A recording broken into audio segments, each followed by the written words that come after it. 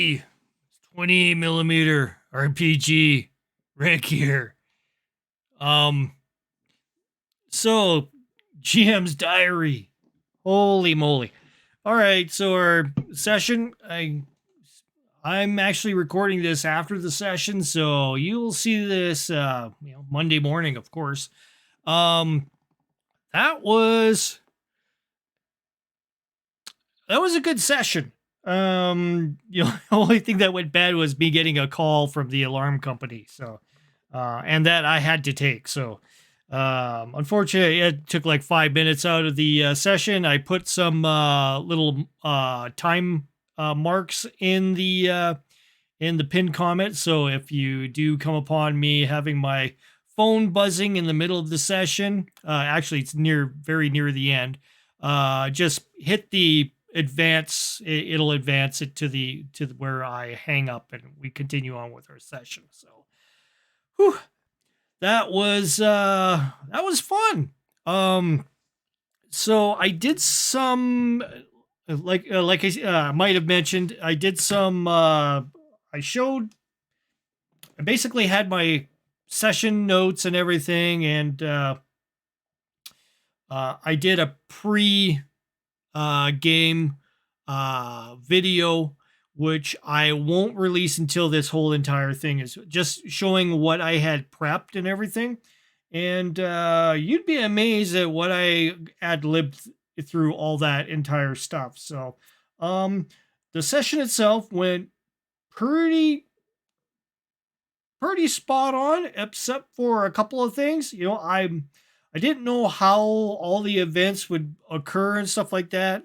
But I thought, this worked out really well for the players, despite having one of our players missing because of issues with he's got to get a motherboard replaced on his computer. So we're going to work on that and get it fixed. Yeah, we live in the same town, so actually, me and Josh and Spencer all live in the same area, and we often have games. So we'll do a board game or something every once in a while, or something else. We also play Castles and Crusades, but we haven't played a Castles and Crusades game for a while because we've been mostly concentrating on this on the YouTube channel, basically. Um, so yeah, so it was good. I didn't have like any kind of sequence of events. I just knew that one of them would be waking up, like starting in a hospital room, and I didn't really know which one I would start with. I kind of gave him the option who was going to start before we started the video rolling, and we just wung it and had a good time with it. I did try to stay back and let some of the role play. I keyed in on pausing at a few times just so that they could say, especially when the orderlies were busy doing something, they went ahead and stepped in and said it was a great session. It was really good because there wasn't really any awkward moments, like a pause between. It was pretty fluid compared to a lot of our older sessions. It was really working out well. I was really impressed with the guys. Josh even had fun, just playing it up as trying to be in character. Uh, so it was, I mean, it was good. It was a lot of fun. The reveal at the end, that was cool. And you'll notice once my video comes out about my prep, I'm definitely gonna have to do like a Inception kind of thing where I intervene in the video and explain a few things of how I changed a few of um, the ideas around and made things work. And it worked really well. In fact, it surprised me where it went because it wasn't a lot of the stuff you'll find it wasn't planned. It just felt natural to go into a certain direction with it, and and it worked out well. I had enough notes written down for everything, so there wasn't any kind of there was a couple of spots where I had to look up the names every just to double check, and I would forget a name. I'm getting old, so trying to cram a billion things in my head last minute doesn't work too well. So pretty much having a single page here. I just have a single page here with a bunch of notes on it. And the other side has basically, I just wrote down my recap because I wanted to have a lot of the new viewers kind of get a gist of what had happened just before. And I made it really quick and fast, and it worked out really well. So I think I'm going to do, especially when it comes to going from one season to another, a recap, because definitely we have a little bit of a break time between the seasons, and it gives us a little bit of a breather space. I can take up some new ideas and stuff. You can kind of get a gist that I am a big fan of Twilight Zone kind of situations, the Outer Limits, that sort of stuff. I love that kind of stuff, and Traveler and science fiction, and the freedom that Traveler gives you in having multiple genres work within the mechanics of the game is awesome. So you can have a situation where, for instance, where Spencer and I had a solo adventure where I was GMing and he was the solo player, and he was playing a character that crash landed on a planet. It was basically kind of like Conan kind of world barbarian. It was more like Richard Corbin's Den kind of a planet idea, and he was playing a spaceman that fell from the skies, and uh, and these people were kind of looking at him like he was like some sort of a fallen god or something like that, and and that was a just a single episode kind of thing. It worked out really well.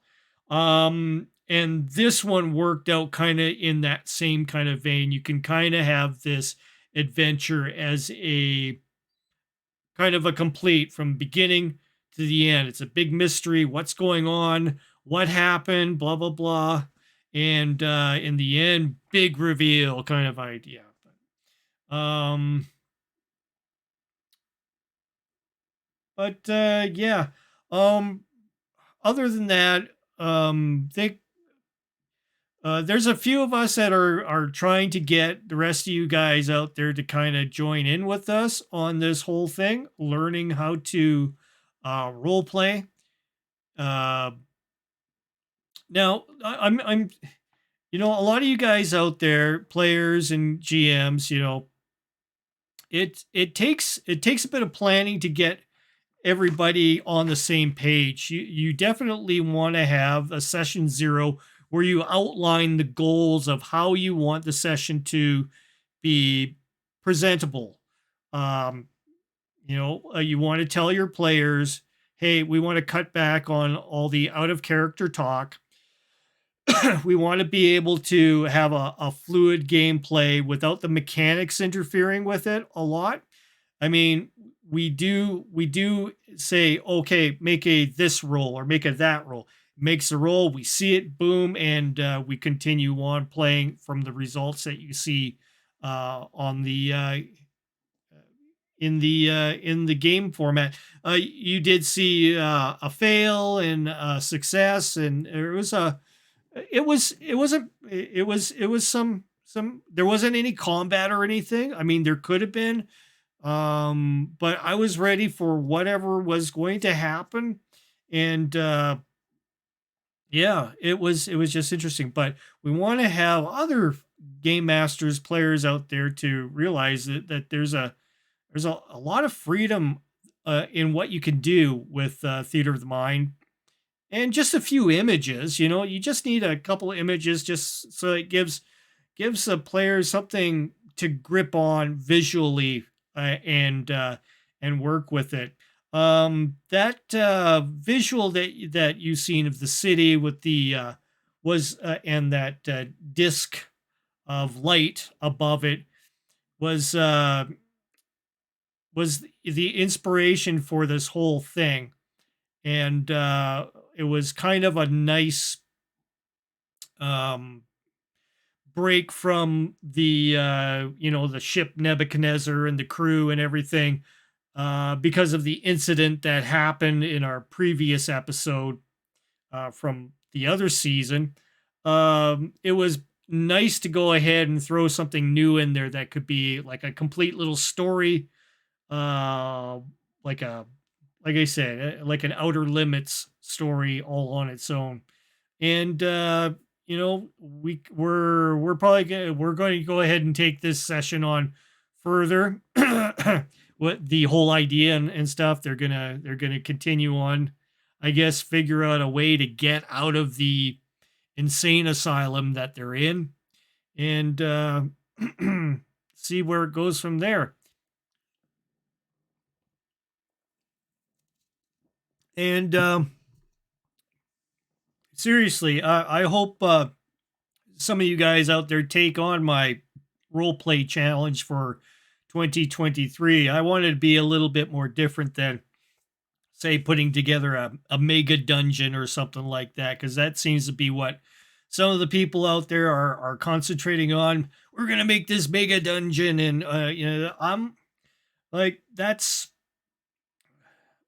I mean, fun, I guess, but to me, it's not the flavor of what I am trying to get going here on this channel.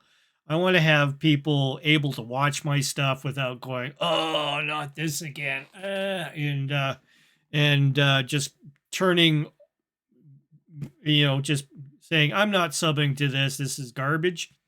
I want something that people can watch and enjoy, and my players had a good time with this session, and we're gonna have more cool stuff like that. I'm always thinking of different things, getting pictures and going, "What does this say to me? What could this be?" And that's why I say that's why I went with that picture. I thought that is cool. What's the story behind all of this? And once you get the reveal notes at the end, my pre-game stuff, you'll understand what I was thinking and where I wanted to go, and you can see where it went by watching it, and I'm totally happy with that session as far as that went. Um, it you're As for game masters that want to try to do this, it's going to take a few sessions before your players get used to it and keep their head in the game. And I mean, we had a little bit of a refresher in the beginning before the camera rolled, and I just made sure, well, okay, we've got, we're, we're this is the new season. This is a season where we're going to be promoting role play above all, and go with it. Yeah, I like to do the voices with quirkiness or inflecting some sort of, I wanted to play Jack, uh, um, totally insane. I had like a couple of just a couple of minor notes written down, but on Jack and what he wanted to do and stuff like that. And that's the key, is writing down your NPCs and their goals and what they want to do, and some of their mannerisms and stuff like that. And that way you can kind of play on it, and you can make the NPCs feel real, and I think I mean, just because you don't have to voice act, but I don't know if you call my stuff voice acting or not, but I was being in character. I was trying to be in the head of the character.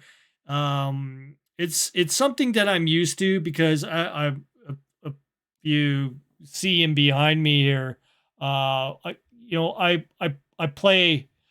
Uh, I used to be in a pretty big band on the West Coast, Canada, and back in the 80s, 90s era, and our band split up 97. So, but I'm used to portraying a character on stage, so because you have to entertain people, and um, I'm naturally I'm an introvert, and through having to go on stage and present myself as a presenter, that kind of almost gave me like a you almost had to split the personality. You had to throw that introvert into the closet and bring the extrovert out in order to entertain people.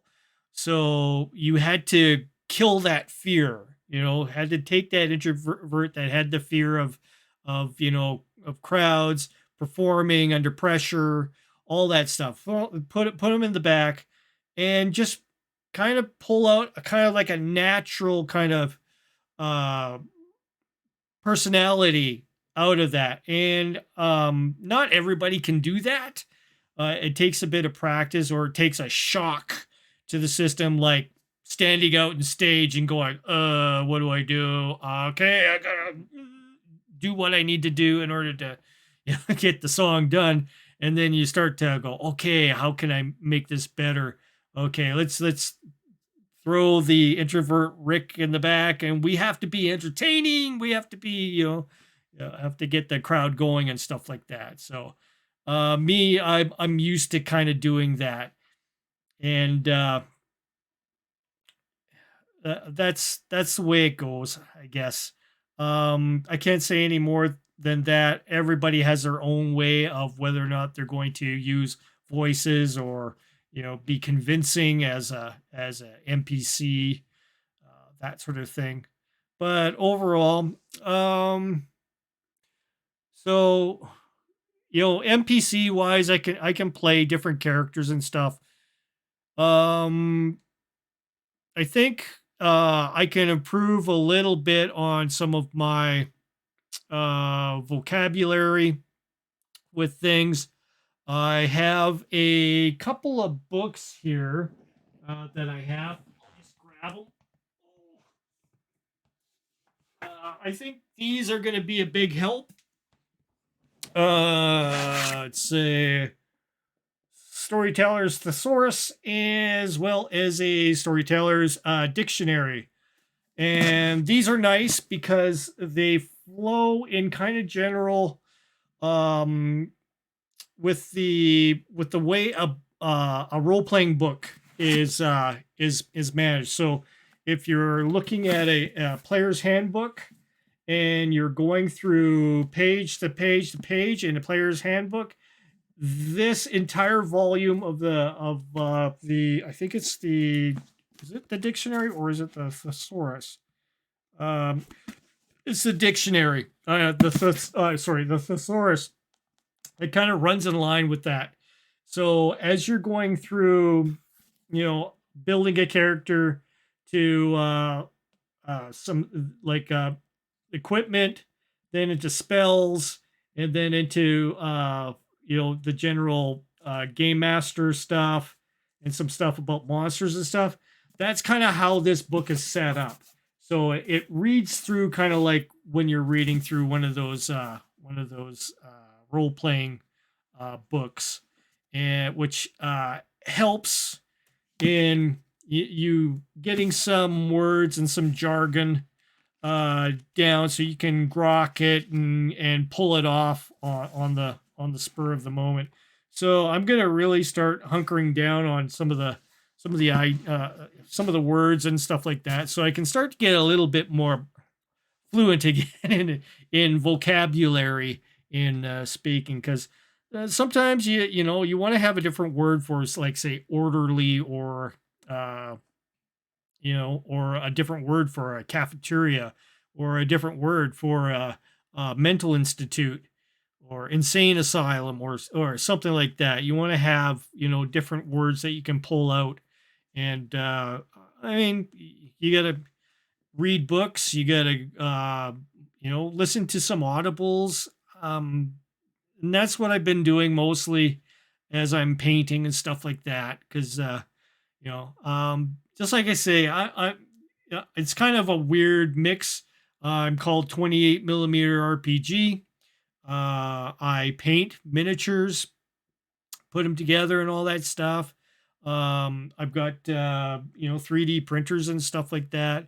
I like to print minis. I like to play board games. I play, I love board games. You can see I got tons of board games in the background there, so you can see I've got a bunch there. And yeah, I just it's therapeutic. It keeps my brain fresh. I'm getting up there. Me and Sean are just a few years from the 60s, so they're getting there. So I'm kind of looking at miniature painting and stuff as a hobby that I'm going to carry on through my retirement time. So which will be eventually pretty soon.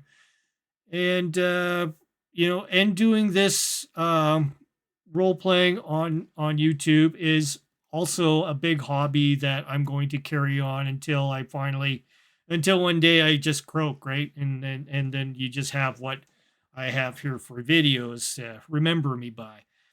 Um and hopefully you guys remember me on this, like trying to get us back into actual role play.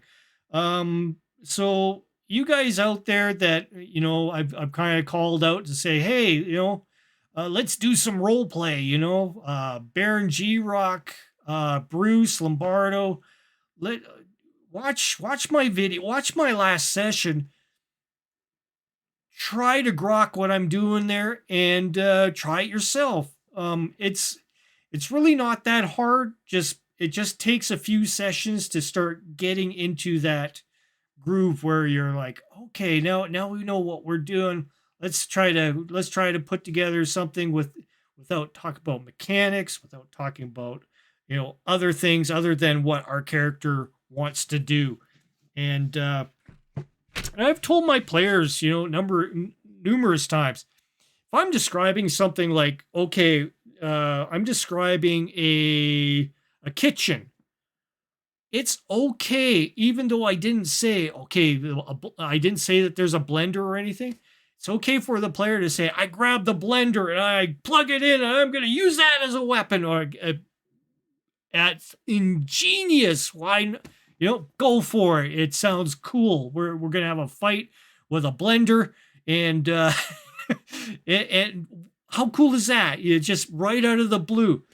Don't stifle that kind of thinking. It's great.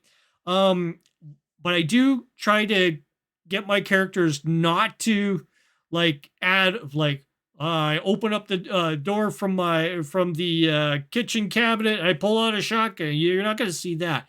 It's going to be something you're going to find in a kitchen, right? It's okay to interject in that kind of stuff. There's another session where we had David went ahead and